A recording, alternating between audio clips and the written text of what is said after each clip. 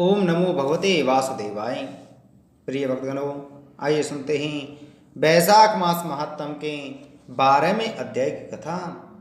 मैथिली कहने लगे कि हे ब्राह्मण, आपने कामदेव की स्त्री रति का वर्णन किया और उसकी अक्षण्य व्रत धारण करने की कथा भी मैंने सुनी।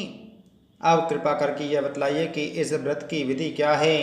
यह वार्ता सुनकर सत्यदेव कहने लगे कि इसका विधान पहले श्रीहरि ने लक्ष्मण जी से कहा था, वह सब मैं तुमको सुनाता हूं। इस व्रत के करने से श्री लक्ष्मीपति भगवान प्रसन्न हो जाते हैं। श्रावण शुक्ला द्वितीया को इस व्रत को धारण करना चाहिए। चातुर्मास में हविष्यान्न भोजन करना चाहिए तथा श्री लक्ष्मी नारायण का पूजन करें। चातुर्मास व्यतीत होने पर विधिवत इसका पालन करना चाहिए।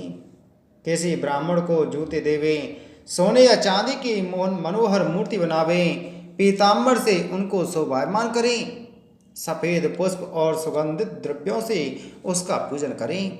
फिर ब्राह्मणों को शय्यादान वस्त्र दान करके भोजन करावें।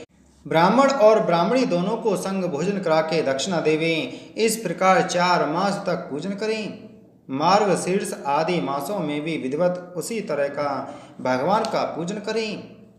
ऐसे ही चैत्र से 4 मास तक हरि भगवान का पूजन करें। जिसको सनक आदि ऋषिगण पूजते हैं उन भगवान की स्तुति करें और इस व्रत को आषाढ़ शुक्ला द्वितीया को समाप्त कर देवें।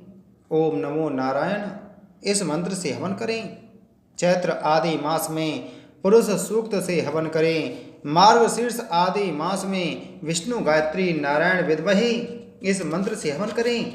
सत्यदेव कहते हैं कि हे राजन, यह व्रत मैंने तुमसे विस्तार पूर्वक कहा। इसको करने से जगन्नाथ भगवान प्रसन्न होते हैं और उनकी प्रसन्नता से अनेक सुख तथा संतान की वृद्धि होती है। इति श्री वैशाख मास महात्म 12वां अध्याय संपूर्ण। बोलो वैशाख मास महात्म की जय। बोलो श्री कृष्णचंद्र भगवान की जय।